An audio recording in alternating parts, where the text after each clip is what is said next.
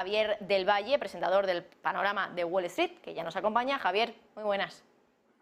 Muy buenas tardes, Marta, ¿qué tal? ¿Cómo estás? Muy bien, bueno, revisando ese dato de ventas minoristas que hemos conocido en Estados Unidos, un dato que ahora quiero que nos expliques por qué es importante y por qué los inversores también tendrían que mirarlo, y que nos analices un poco qué significa, qué interpretación tiene el hecho de que en Estados Unidos esas ventas en agosto en términos mensuales hayan crecido un 0,3%. Voy a revisar que ese sea el dato correcto. Sí, 0,3% respecto a 0,2% que se esperaba.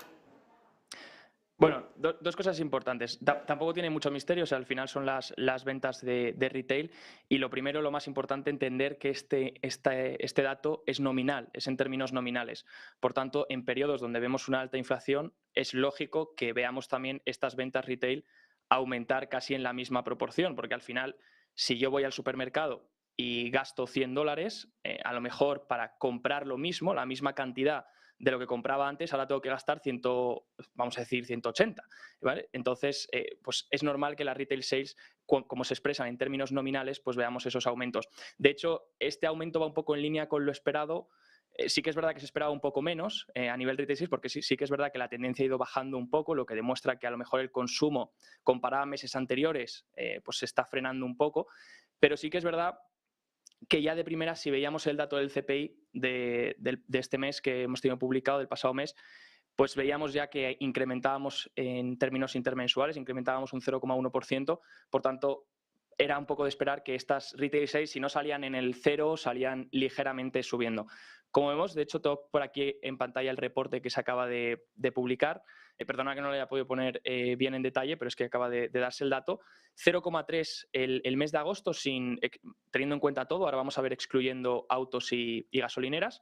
Y importante que se ha revisado el dato de julio en menos 0,4%. En julio habíamos tenido una lectura del 0. Entonces se van revisando estos datos y poco a poco se revisan siempre. Es algo que me estoy fijando últimamente, que todos los datos se están revisando siempre a la baja. Entonces se presta poco atención a ese dato revisado, porque como ya ha pasado y no es el mes importante, pues no cuenta tanto, ¿no? Pero importante entender que las ventas retail de julio se han vuelto a revisar y que ahora están en territorio negativo en menos 0,4%. Si vemos los detalles aquí, tenemos la tabla, esta tabla que te voy a mostrar aquí, y podemos ver que, como bien has dicho, esas retail han salido en 0,3%, incrementando ahora en el mes de julio, de agosto, disculpen, y si excluimos, vamos a decir que excluimos gasolineras y vehículos y motor, pues vemos que si excluimos vehículos, pues salimos en menos 0,3, y si excluimos lo que es vehículos, partes de vehículos y gasolineras, salimos en el 0,3. Por tanto, vemos un repunte ahí, que ese dato, en cambio, en el mes pasado lo habíamos tenido negativo. Habíamos tenido ventas en gasolineras. El mes pasado habíamos tenido un menos 1,8, ahora parece ser que siguen cayendo en menos 4,2, y autos habíamos tenido el mes pasado un menos 1,6, y ahora por aquí tenemos que aceleran un poco otra vez en 2,8. Entonces, ojo a ese componente de autos. No vaya a ser que también luego en el CPI empiece a trasladarse un aumento mensual, intermensual, en la categoría de autos. Ya de hecho veíamos acelerar, sí que es verdad que vehículos usados no, pero veíamos acelerar de nuevo en términos intermensuales, veíamos acelerar la venta de nuevos vehículos otra vez, y de hecho se publicaban varias noticias durante el mes que he ido leyendo, donde llegábamos a récords de precios medios en los nuevos vehículos vendidos. Si quieres que revise también los datos hemos tenido datos también manufactureros, Marta, no sé si quieres que los revisemos también.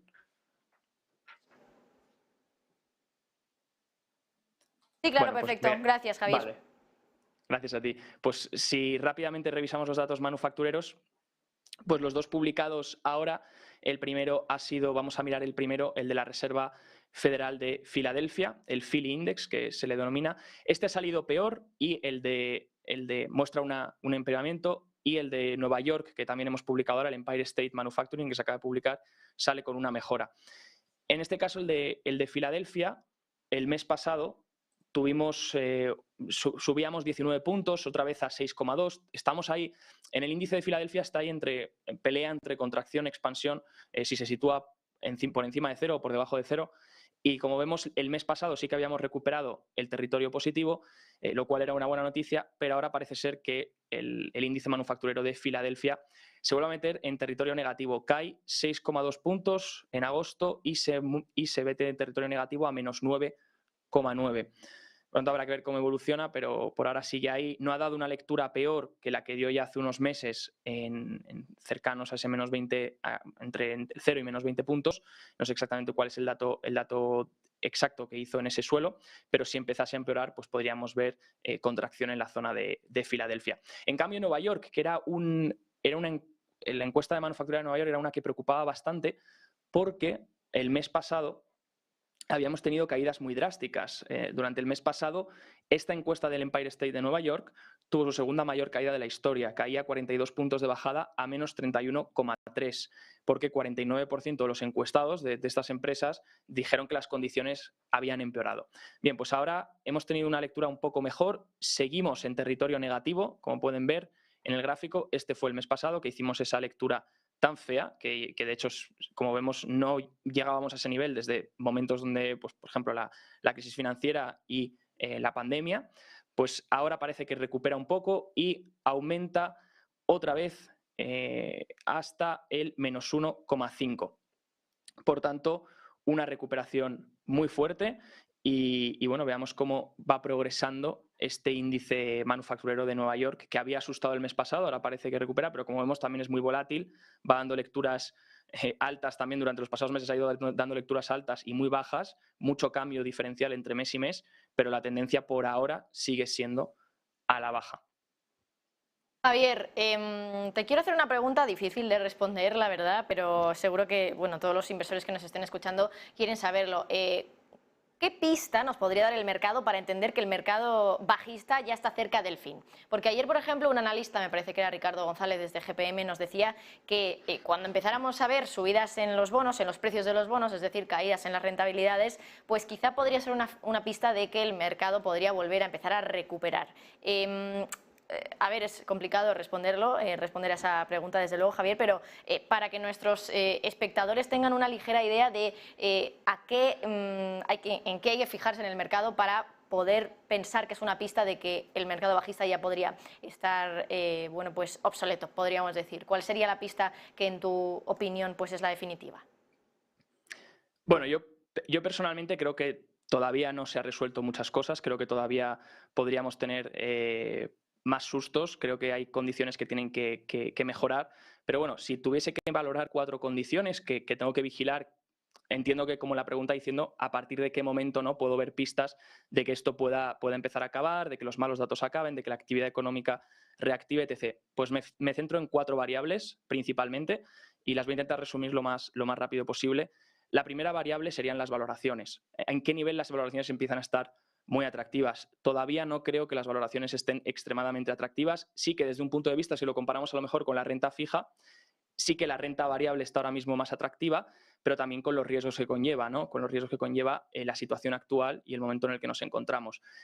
Por ahora, si miramos una medida básica de valoración, como podría ser el CAPE o el Shiller Ratio, que es lo mismo, podemos ver que todavía estamos en niveles que no llegan a ser históricos y que no llegan a ser gangas como tal. Sí que las valoraciones se han contraído mucho, se pueden encontrar en ciertas industrias y ciertos sectores, algunas empresas a muy buena valoración, pero en el conjunto global creo que todavía no estamos no hay unos chollos muy atractivos en el mercado a nivel global, sobre todo porque todavía no he visto el ajuste en los beneficios. Todavía los estimados para mí siguen siendo altos y todavía no se han ajustado los beneficios esperados en base a la nueva macro. Y ya estoy leyendo en varias conference call cuando ves los resultados que publican las empresas y escuchas la conference call. El otro día mismo el ejemplo que puedo dar es esa spin-off de AT&T de Warner Bros. Discover, que es quien lleva las plataformas como HBO, HBO Max, Discovery Plus, y hablaban ya en su propia conference call ya comentaban temas como, bueno, pues por la macro restrictiva vamos a tener que cambiar un poco los planes, no incrementar tanto el gasto,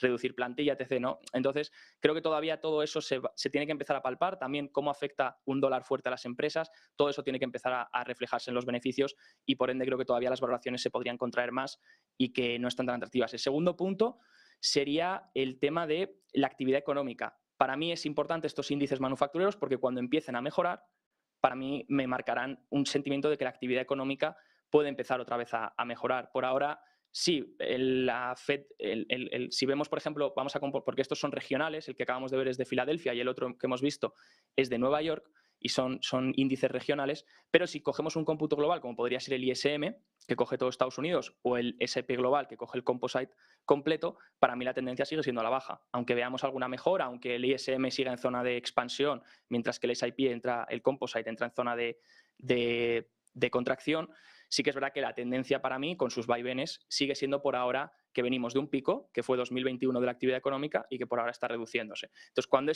cuando esa reducción revierta, a partir de ahí sí que es un buen punto para empezar a poder hablar de suelos. Todavía creo que no es el momento. El tercer punto sí que es verdad que sería el tema de los intereses y la inflación. Creo que el componente más clave ahora en un mercado bajista cíclico, que es como el que estamos viviendo, creo que el componente más importante son tipos de interés e inflación. Cuando hagan techo, será una buena señal. La inflación hemos visto en el CPI del último dato que todavía sigue acelerando en términos intermensuales. Sí que es verdad que no hemos hecho un nuevo máximo, pero tenemos que ver que eso se prolongue en el tiempo, ¿no? A lo mejor más como el dato del PPI, que ese sí que está mostrando ya que parece ser que sigue un poco la tendencia a la baja. Pero el CPI todavía creo que tiene mucho que demostrar durante los próximos meses. A lo mejor en unos cuantos meses pues podemos decir que habíamos visto el techo y los intereses todavía no han hecho techo. En mi opinión, ya tenemos una Reserva Federal que tiene que seguir subiendo tipos y el 2 años, que sería el más ligado, a lo mejor si cogemos un tramo más a corto plazo, podemos ver que el 2 años, por ejemplo, sigue haciendo nuevos máximos, por tanto el mercado de bonos sigue descontando subida de tipos a corto plazo y una tasa terminal todavía más alta. Por tanto, cuando eso se revierta, sí que podremos empezar a encontrar suelos. Todavía yo creo que queda un poquito. Y luego, por último, el sentimiento. Tiene que haber una gran capitulación, ¿no? Tiene que haber un momento en el que los inversores ya digan, aquí vendo, ya me he cansado, ya tiene que acabar. Y tanto en outflows como salidas y entradas de capital, todavía no se han visto reflejadas salidas masivas de capital de la renta variable. Y tampoco hemos visto el VIX, el índice de volatilidad, llegar a niveles de capitulación, donde llega a niveles como hemos visto en anteriores caídas drásticas, como fue la última que tuvimos, por ejemplo, en la pandemia, donde llegábamos a niveles superiores a 50 puntos. Entonces, todavía no creo que hayamos visto eso tampoco en el índice de volatilidad.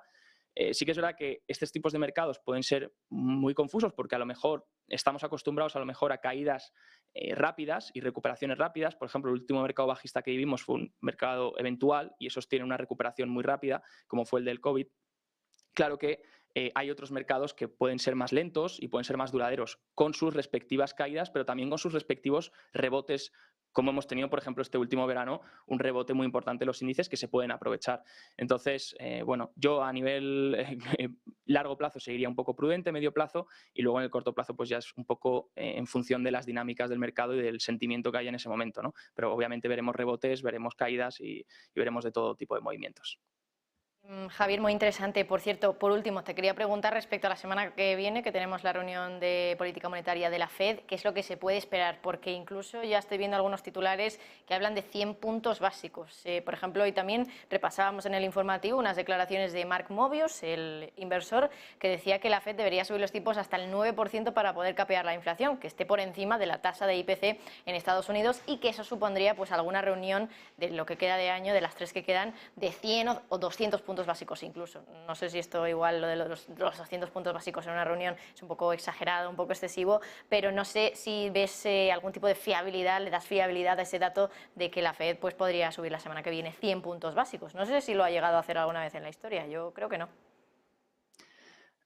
Bueno, la verdad que no sé si lo ha llegado a hacer, yo creo que tampoco, pero sí que es verdad que si veníamos otros procesos de subida de tipos, las subidas siempre suelen ser más lentas que lo que estamos viviendo. O sea, ahora mismo estamos en un ciclo de subidas de tipos muy rápidas. También es verdad porque la Fed actuó tarde y obviamente pues han tenido que apretar más rápido. Yo descontaría, si personalmente tuviese que mojarme, obviamente es muy difícil y nadie tiene una bola de cristal, pero descontaría 75 puntos. Sí que es verdad que las condiciones, por la siguiente razón, las condiciones financieras ya desde hace unos cuantos meses se han vuelto a apretar, lo que sugería caídas en los índices. Desde principios de agosto, esto lo fuimos viendo en el programa El Panorama de Wall Street, veíamos cómo esas condiciones financieras incluso sin que la Fed dijese nada, ya se iban apretando otra vez, porque se habían aflojado. Durante el rebote de los índices, estas condiciones financieras se aflojan y entonces el mercado no es tonto. El mercado dice, vamos, si estas condiciones financieras se aflojan y resulta que las expectativas de inflación a largo plazo están volviendo a aumentar, eso significa que la Fed va a tener que ser más restrictiva. Entonces el propio mercado hace ese trabajo de adelanto, ¿no? Se adelanta a una Fed más restrictiva que se confirmó en el Jackson Hole, que se volvió a confirmar hace 2 semanas en su discurso que tuvo Powell, y que dijo que su cometido es bajar la inflación ese 2%. Mientras cuando miramos los break-even rates, ¿no? Esas expectativas de inflación a largo plazo, cuando se alejan mucho del 2% y empiezan a subir, pues podemos esperar una Fed más restrictiva. Y cuando se van acercando al 2%, pues a lo mejor la Fed dice, aunque suba 75 puntos, creo que lo importante va a ser el discurso, ¿no? ¿Qué dice? Porque claro, la última vez también subió 75 puntos en julio y un discurso muy dovish diciendo que habían llegado a la tasa neutral, etc., hizo que el mercado rebotase y que las condiciones volviesen a aflojarse, lo cual no es positivo para la Fed. Entonces, yo creo que esta reunión no van a cometer el error, otra vez, van a decir, ya que las condiciones se han apretado tanto, podemos mirar el índice de condiciones financieras de Goldman Sachs, por ejemplo, que ha vuelto otra vez a los 100 puntos, podemos mirar el dólar, que está otra vez el dólar index está casi cercano a máximos, podemos mirar los tipos de interés, que ya han subido casi otra vez cercanos a máximos, y el 2 años superando esos máximos que había hecho en junio. Entonces, yo creo que la Fed no va a aprovechar en ese sentido lo que el mercado le ha dado, esa oportunidad que le ha dado, porque puede subir 75 puntos porque el mercado ya lo está descontando así. Y luego en la reunión espero por bien que no hagan el mismo error de julio, de ser muy poco restrictivos, de ser muy dovish, porque entonces esas condiciones volverán a aflojarse. Entonces, yo creo que han visto con este nuevo dato del CPI que resultó salir por encima de las expectativas, por encima de lo esperado, espero que no solo suban 75, sino que mantengan un discurso hawkish para que realmente el mercado siga con unas condiciones endurecidas y así esto pueda afectar a la inflación cuanto antes, porque si no va a ser todo un vaivén y va a durar más tiempo y las consecuencias van a ser mucho peores. Entonces, yo si tuviese que mojarme 75 puntos y si tuviese que esperar algo, esperaría por favor un discurso hawkish de la Fed, porque antes haga ese discurso, antes esas condiciones se aprietan y antes pueden llegar a ese pivot que estamos deseando de terminar con la subida de tipos, ¿no? Pero hasta entonces pues tienen que mantener este camino. Bueno, pues 75 puntos, entonces nos quedamos con eso. Veremos si finalmente la Fed cumple y no sube los tipos demasiado, porque 100 puntos básicos la verdad es que es una subida importante. Javier del Valle, presentador del Panorama de Wall Street, gracias. Gracias a ti, Marta. Muy buena